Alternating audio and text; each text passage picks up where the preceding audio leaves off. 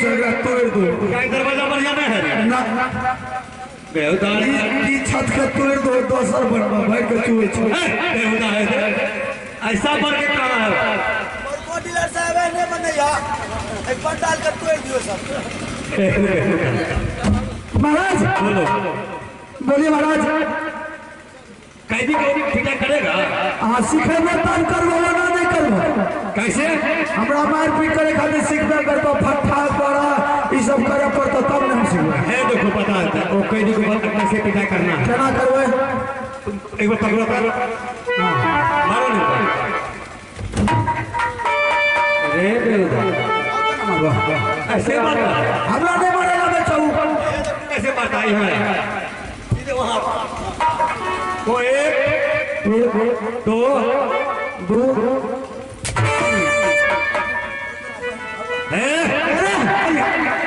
अरे बच्चा कहना चाहिए सुनील मोराल के जब कहना छोटू कर दे आज तो बच्चा लाल कर दे मारो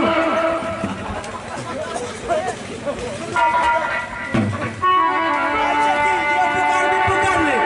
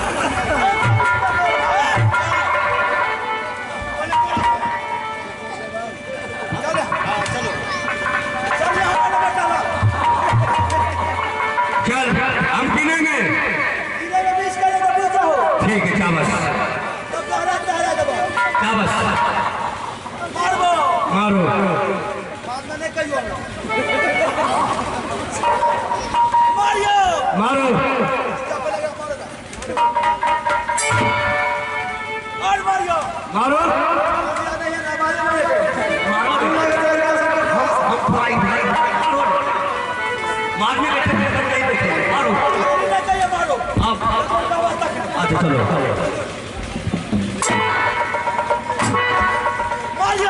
मारो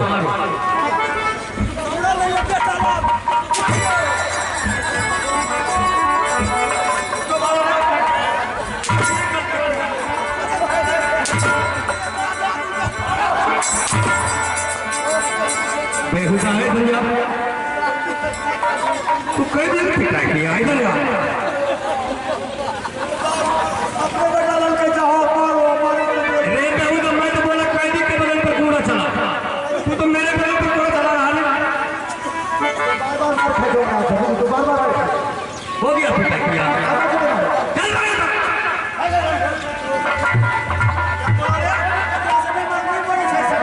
एक बार पैसा नहीं दो क्या बोला पैसा नहीं मारना नहीं पैसों नहीं लेगा तैयो तुमको पिटा करेंगे कैदी में पिटा करेगा तब भी तुमको पिटा करेगा छोड़ के मारो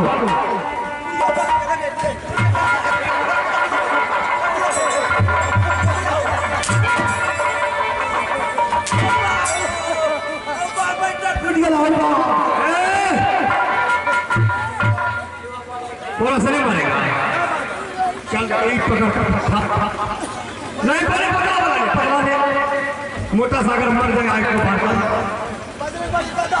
ना वो तब मारना उससे इससे अगर मर गया ठीक है नहीं मरेगा तो इससे मारना मार दिया जाए छोड़ दिया जाए मार दिया जाए छोड़ दिया जाए बोल तेरे साथ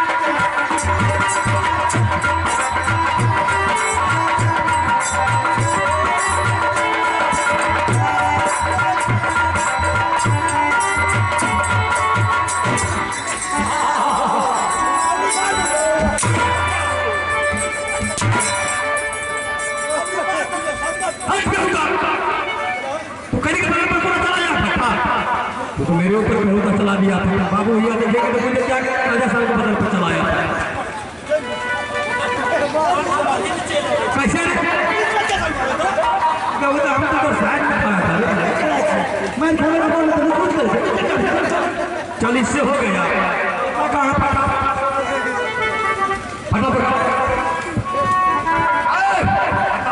जनम के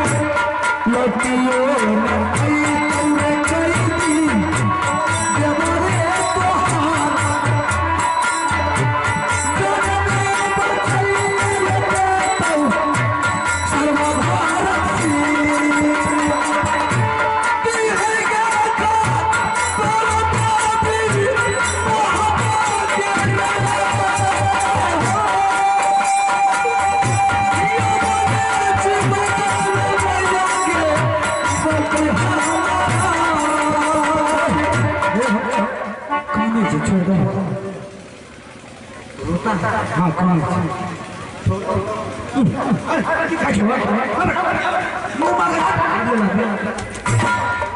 मुंह मांगे समझ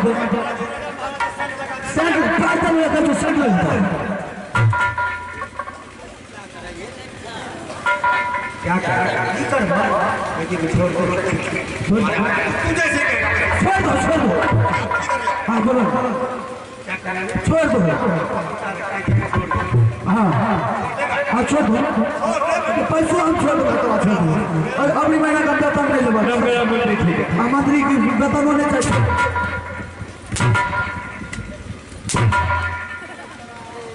के ऊपर है ठीक है छोड़ दे अपनी पाइए को सब शाबाश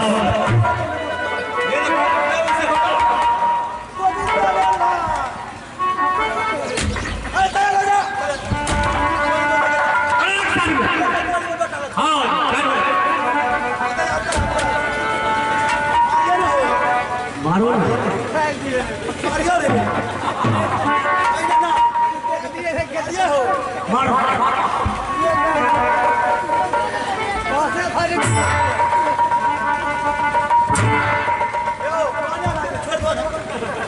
हम कमेंट के खा मारो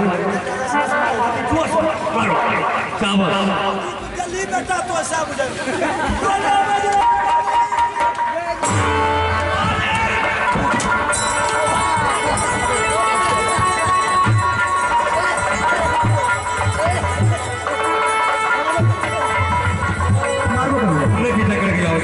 नहीं मारेगा अभी तो मार दे कोई कारण क्या बस आएगा इधर आओ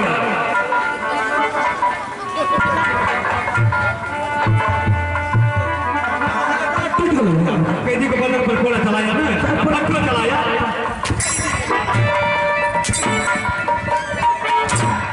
आगे तरह पहन के बाबा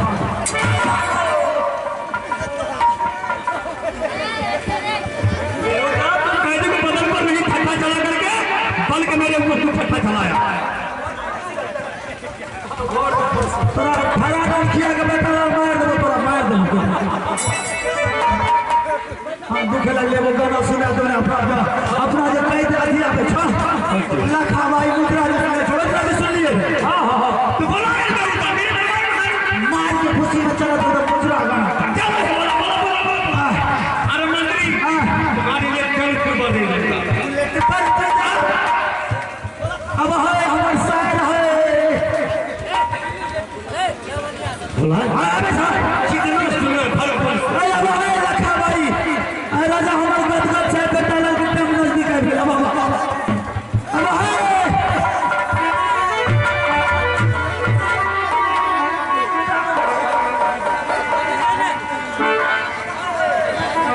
मोबाइल लेके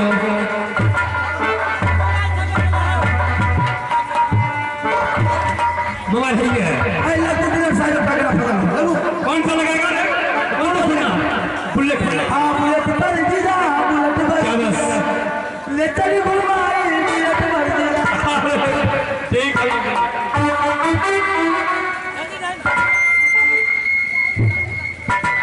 भरत सिंह के दरबार में जो तुमको सुनना वो सुनो गजल सुनो फिल्मी सुनो भोजपुरी सुनो ऐसा करो अब थोड़ा देर चलो चाय पिए देखभाल करेंगे चाय पिए हाँ चलो ठीक है बस हो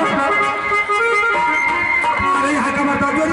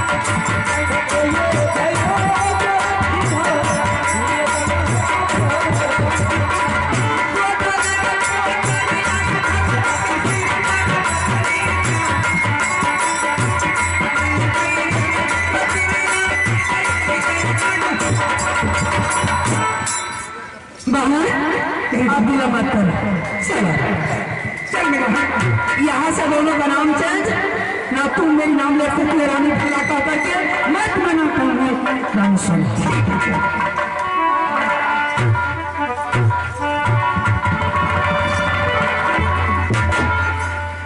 आगे उतारा ही राजा से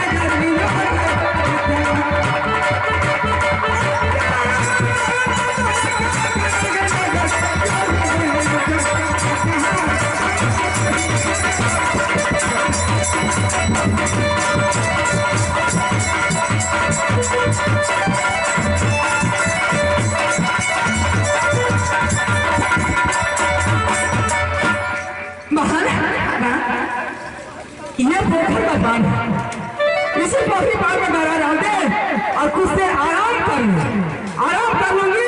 पुनः कोई न कोई सवेरा का टेम में अवश्य आएगा। बस थोड़ा समय होगा, लोग 10 बजेगा तो चलूंगी गांव घूमने के लिए। गांव जैसे ही घूमूंगी उसके बाद भाषा भी चेंज भी कर लूंगी। अगर टाइम आपके गोल को भी काट दो, ठीक है आगे बैठिए।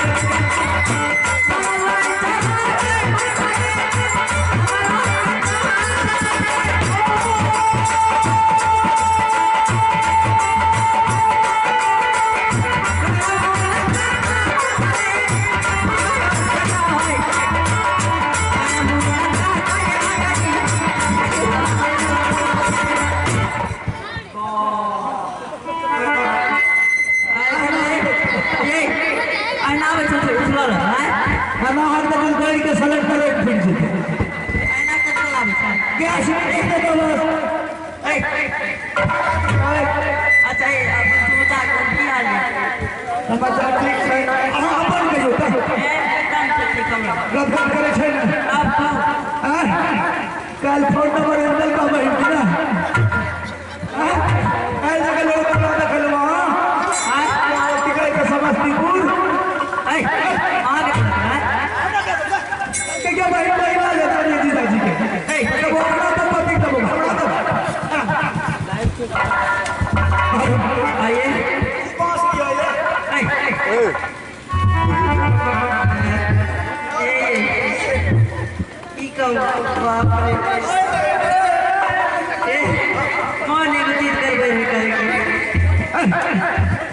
मोन करना कर सकता जोने जवानी भाग लूट नहीं छ मोन दोसर आदमी के करे छै मतलब खाए पिए के वजह से हां होने हमारे साइड से हमारे उठपटाई मार से तो राजा कबर के हमारा राजा करे थे कहां का हमरे साइड से जो हमारा राजा सही कहते बलबू ना होगा ये नहीं कहा कि महाराज जी का लगे यहाँ के राजा साहब का लगे तो की भाग राजा साहब का की बात है आजकल हमरे दल के सारा भाग तो ही रेलवे मंत्री आजकल तो ही सब काम करी हमें सब काम करी सब काम करे गोर एकना बाहर भी तजिया कर ले वो सब काम करो वो काम हां सुने है ये क्या पसरी छे हमरा से ना है तो पसरी की तराई लियो हमरा सब काम है ना है मेरे पर नहीं तो हां ओकरे बोलो का बकरे बोलो चला वहां जाके अथी में पल्ली और ओकर दवानियों के बगाड़ी करो ओकरो बगाड़ी करो बलबू ने ये हो कहते माने ये आप बोले खाता हमरा रे खूब माने छी हमरा होय जते माने छोड़ कुत्तो भी ना से बैठ नहीं माने बोले यो दूध पीबै छै हां दूध पीबै त कम त करबाबे उसे कम करबाबे देसी दूध दे हां अच्छा रुको आना दे हां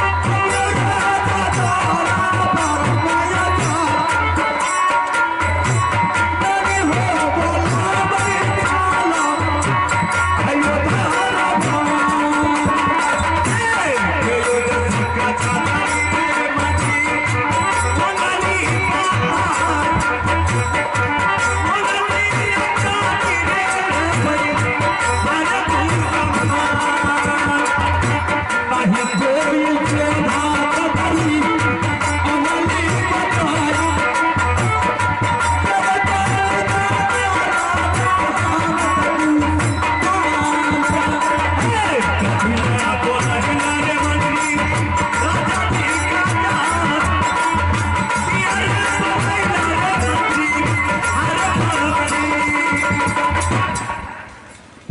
साहब और बोलो क्या बात आज है? तब तो घुगनी बनल चाहो क्या हुआ?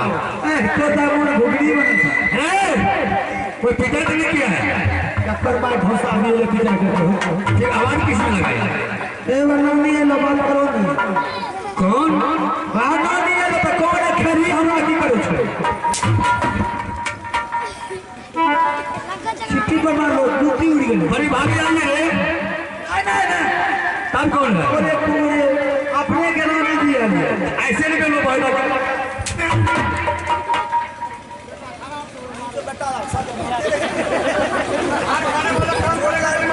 मारेंगे।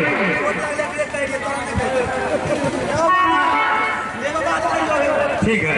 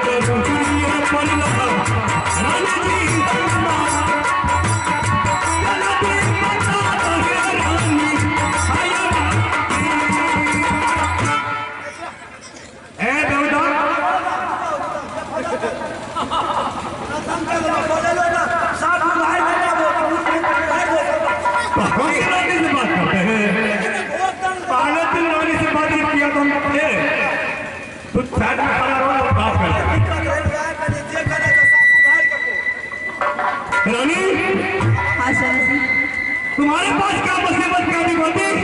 तूने रंगमल छोड़ के मेरे दरबार में आ गई, डरो क्या? स्वामी किसी और दिन मैं ऐसे नहीं आती थी अचानक आपके दरवाजे में, कौन सा डरो? लेकिन आज अचानक मुझे ऐसी चीज की जरूरत हो गई है। रानी तुम जो अगर कहेगी कि चाल चाहिए स्वामी जी, मैं फौरन चाल तुम्हारे सामने कर दूंगा। नहीं स्वामी मुझे चांद नहीं चाहिए। फिर बताओ स्वामी। हाँ बोलो रानी।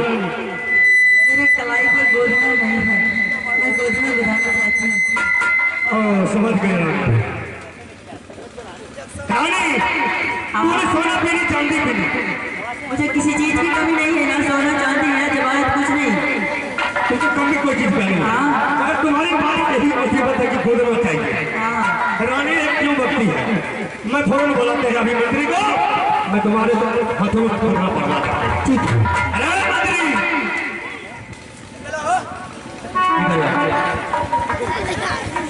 बात करें लंबी का घुसिया चलो अब अंदर गए। ये बात सुनो, सुनो आदत खराब छो, हाथ पर रुक जाओ, नजायज बात ना दे। अरे तुम क्या होता है बेटा? कौन झिझिया जैसे? रानी को कहना यही है, हाँ सोना पीली चांदी पीली गाना गाना जबर के कमी नहीं है। एक चीज करने की लालसा है। देखो ठीक है रानी को गोदना चाहिए, गोदना बर्बाद। हाँ हमरो तो ये पैसा के नाम से।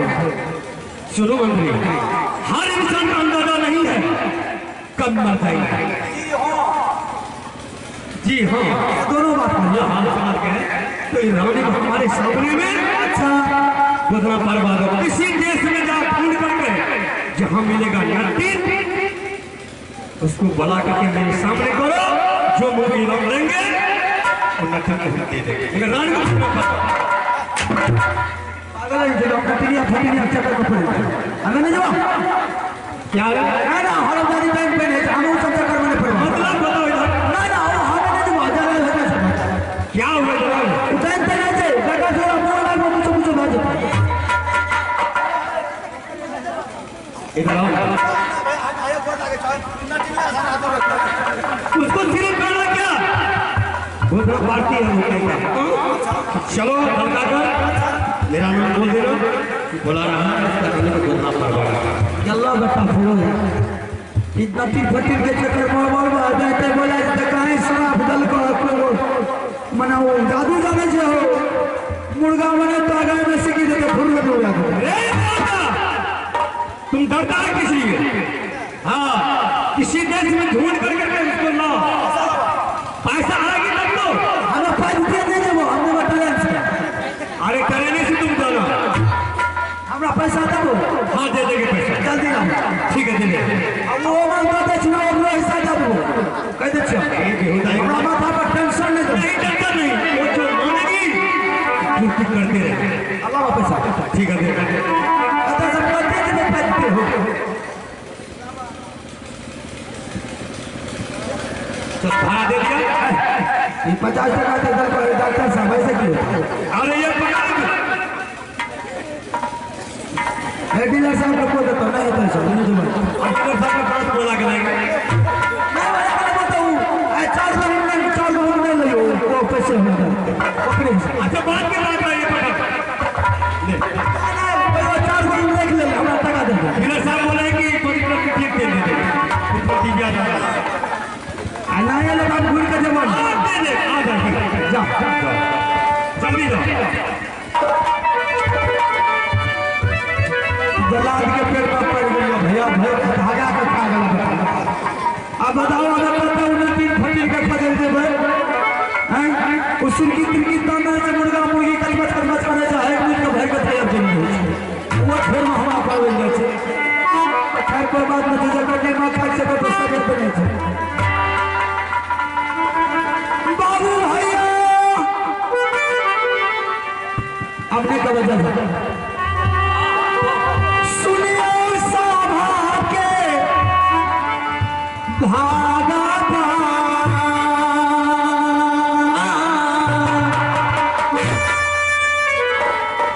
देखियो लीला भैया हो राजा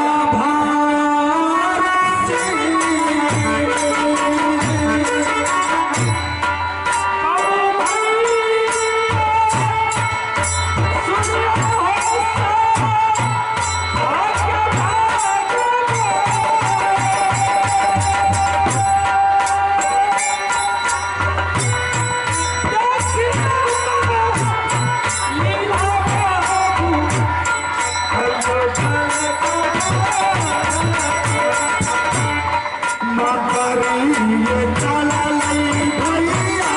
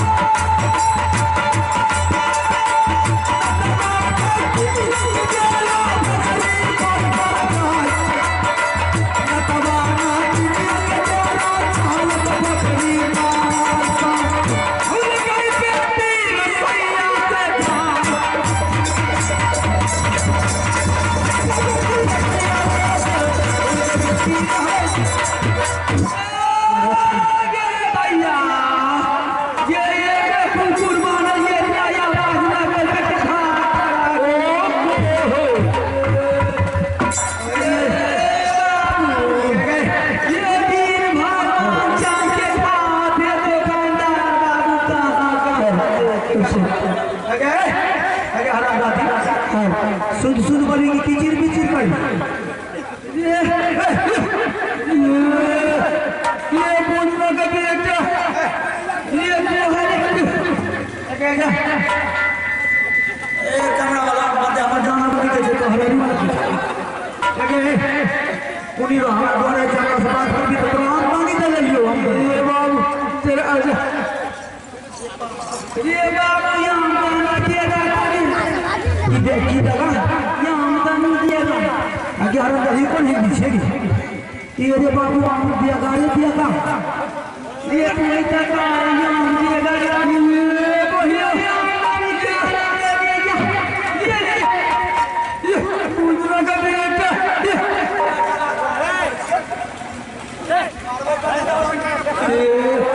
बेटा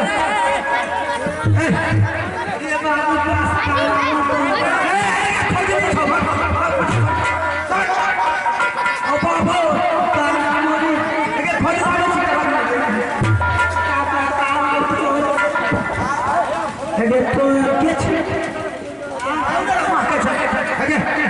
पास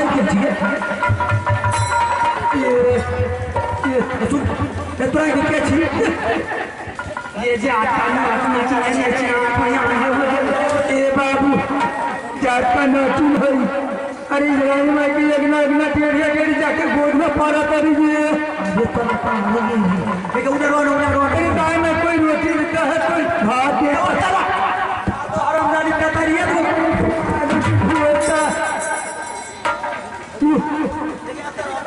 सुन जात के ना पी रही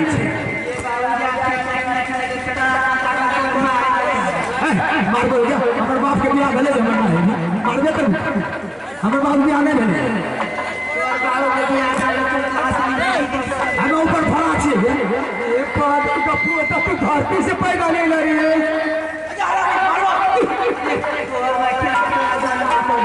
हमारे बाप हमारे माँ से नहीं जन्म ली हमारे बाप से जन्म ली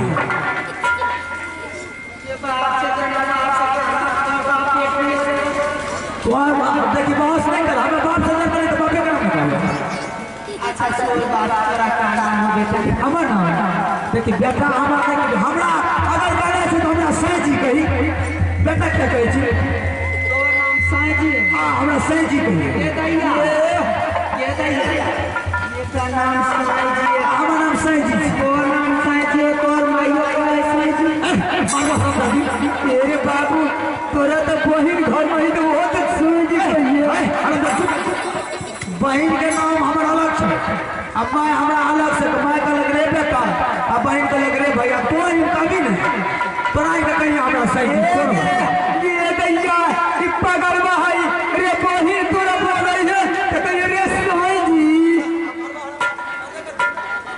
ये बुआ के जन्म उल्टा टोपी के जन्म अच्छा की हमरा बाऊ का नहीं गए दादापुर खा के तेरे बिना दे अब बाऊ का गए तो कताई में बैठ दे बहुत फ्री में आवे छै बहुत लाइन पर आवे छै अलाउड पड़े ले अलाउड पड़े ये तना और अब बात लगा के फोन कर दे हमरा इसकी मतलब किस्ती जमा करे छी हां हां अच्छा सुन ये कानून में किस्ती जमा नहीं करना कानून में किस्ती जमा हां अभी लोन पर उठेली अब ये बात लग रहा है किस्ती जमा चाहिए ना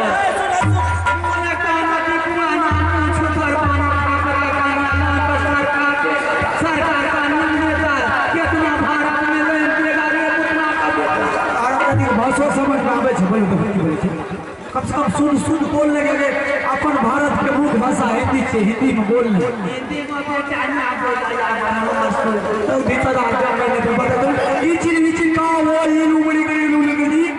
की मतलब हाँ और तरह के भाषा अच्छा ठीक है, ये हमारे बहु ठीक है। ये बुढ़ना का बेटा, मोरे बुढ़ना का बेटा इतना मार मार में कुमर से बुनिया गिरा दिया वो भाई में कुछ न वैसा।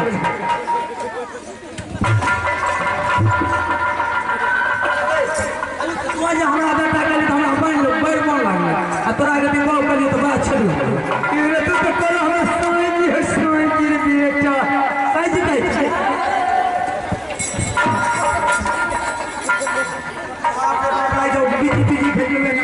अच्छा सुन हमारा साथ देवी कहाँ जाई रे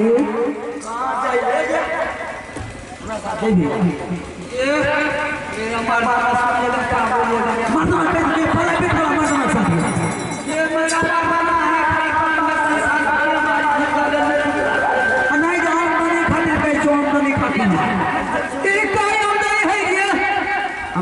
रानी छै नहीं बुझली।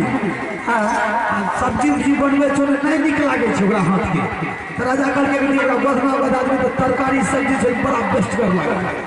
अब बात सही है ओकरा गोदना देखिए तो नहीं रहे के उ गोदना गोदबै के फेर में लागल छै तो राजा कहलकै जो कर मिल तो कते नहीं तो बोले बाबू गोदना करब कनी हमरा के पारे छै नहीं। हां अच्छा की लिखे छी तोरा सिमरिया पुल बनवा देबो। अच्छा हावड़ा गेट बना देबो। अच्छा इंडिया गेट बना देबो। ठीक तोहर कानियन के नाम लिख देबो। हमरा सही नाम लिख देबी। तोरा से मोहरा मुझे कहां से आया ये बुढ़ना का बेटा बल गम न है। तो ये ली है इस पोखर पार तो पूछली हमरा ई पोखरी पार तोहर में जे तोर बाबू के छियै मेरे बाबू हमर ना जाने सुगा हमर बेटा पोता का जाने।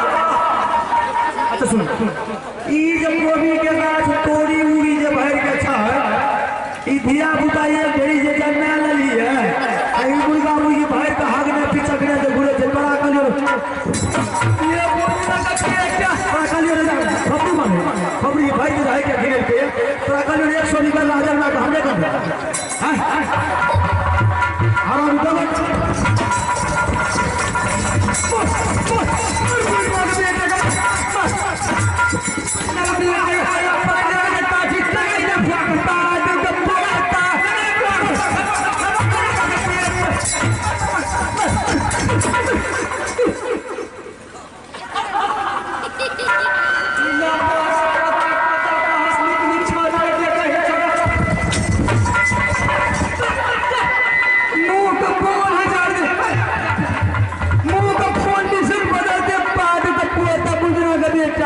कमाए दरियो तो नहीं मिले नहीं बात तो लौवा तो कमाए तो मार दी तबली है ये बोलो पहले भी कमाए दे राजा के छे पत्नी ओकरे गोदरा होगा तो चल टाका पैसा के है तो सब क्या लेके ऐसे में तो बच्चा भागा मन हरिहर भागा ना मैं के चला जब गोदना के पैसा देवा भरपूर सारी गाना ताना बोलो चलो सब कुछ ए बाबू सारी कपड़ा उपड़ा दीजिए रे हमरा से की बात कर दी। हां तेरे से बात कर बाबू चल बाबू चल एक चलो चलो चलो जो पहिया राजा वो गजी के भला डौरी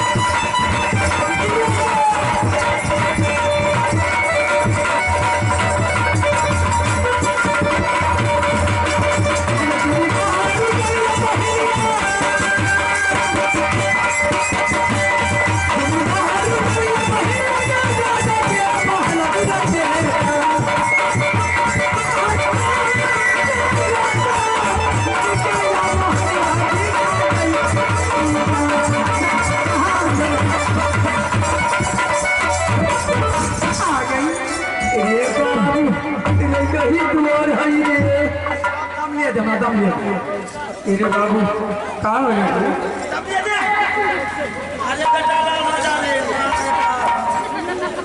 दोस्तों लगे जाए अरे बोलो अरे जल्दी बोलो किसका हमारा हमसे दिमाग खाने खा वही ना हमारा दिमाग पड़ गया क्या है थोड़ा सा कम बोला थोड़ा सा कम बोला देखिए हमारा रानी से हल्का नया से चिर